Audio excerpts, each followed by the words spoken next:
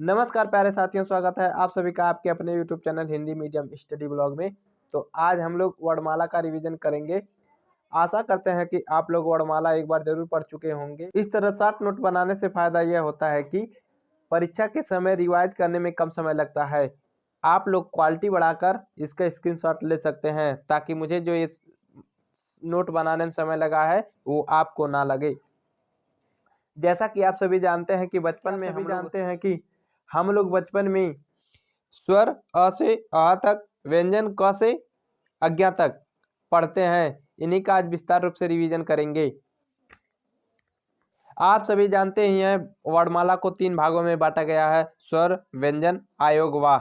स्वर को 2 भागों में बांटा गया है: ह्रस्व स्वर और दीर्घ स्वर। अच्छा, इसे देखने से पहले आप लोग ये देख लीजिए, स्वर को 2 भागों में बांटा गया है, व्यंजन को 4 भागों में बांटा गया है: स्पर्श व्यंजन, अंतस्थ व्यंजन, ऊष्म व्यंजन, संयुक्त व्यंजन।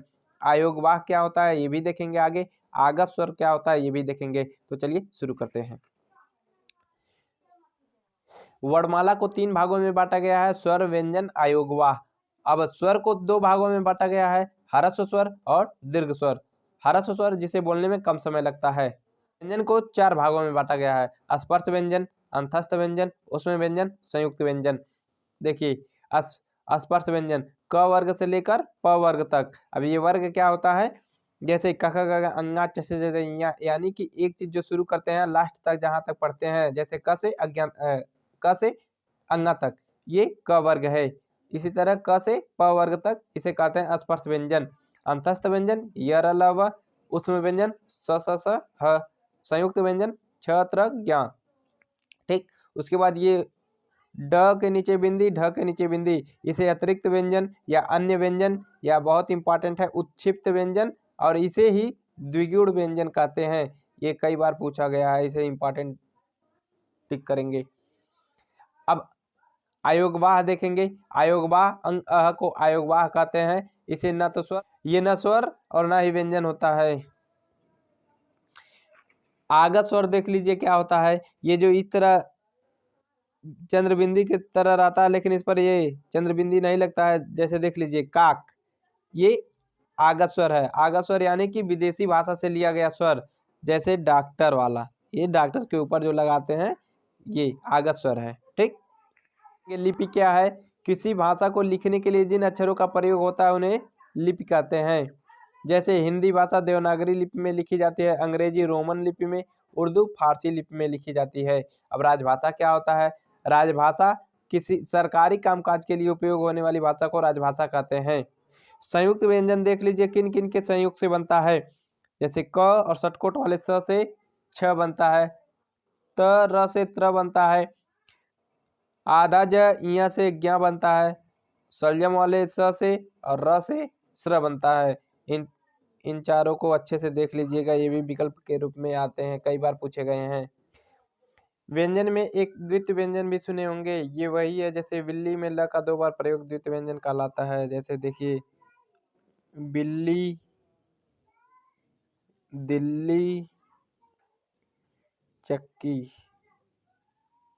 इन सब में जैसे देखिए बिल्ली में ल का 2 बार प्रयोग, दिल्ली में ल का 2 बार प्रयोग, चक्की में क का 2 बार प्रयोग द्वितीय व्यंजन कहलाता है।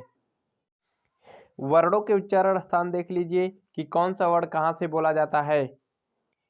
क वर्ग कंठ से, च वर्ग तालु से, ट वर्ग मूर्धन्य से, और दंत मूल से र ल, त वर्ग दंत से, प वर्ग ओष्ठ से। यानी कि जैसे प वर्ग ओष्ठ से का मतलब है कि प के अंतर्गत जितने आते हैं प फ ब भ म, ये सब बिना ओठ सटाए आप नहीं बोल सकते हैं। ठीक, ये सब अच्छे से देख लीजिएगा। वर्णमाला में एक चीज और बच गया, अघोष, सघोष, अल्पप्राण, महाप्राण। घोष का अर्थ स्वर तंत्रियों के कंपन को सघोष कहते हैं। सभी स्वर सघोष होते हैं। अल्पप्राण, महाप्राण, प्राण का अर्थ हवा से है। सभी स्वर अल्पप्राण होते हैं, यानी उनके उच्चारण में मुख से हवा कम निकलती है। जिनके उच्चारण में मुख से हवा ज्यादा निकलती है वो महाप्राण होते हैं। ये देख लीजिए, इसमें आप अघोष, सघोष, अल्पप्राण, महाप्राण और वर्णों के उच्चारण स्थान तीनों चीज देख सकते हैं। क वर्ग से लेकर प वर्ग तक के जितने भी वर्ण हैं 2500, उनमें 1, 3, 5 यानी कि पहले, तीसरे और पांचवें नंबर पर पड़ने वाले वर्ड अल्प प्राण होते हैं। सघोष में थोड़ा सा अंतर है, पहला और दूसरा अघोष होता है और बाकी 3, 4, 5 ये तीनों जगह पड़ने वाले वर्ड सघोष होते हैं। और यहाँ देख लीजिए उच्चारण स्थान भी यहीं पर दे दिया है, जैसे क वर्ग का कंठ से, च वर्ग का तालु से, मुंह के भीतर की ऊपरी छत का पिछला भाग जहाँ एपिग्लॉटिस या जिसे हम लोग घाटी कहते हैं वहाँ उस वाले भाग को। मूर्धन्य क्या होता है, मुंह के भीतर की ऊपरी छत का अगला भाग, जैसे हम लोग जहाँ से ट बोलते हैं, जीभ मुड़कर जहाँ टच होती है वही मूर्धन्य है या जिसे मूर्धा कहते हैं। दंत का ये अंदर से अंदर वाला भाग, ओष्ठ तो सभी लोग जानते हैं ओठ वाला होता है।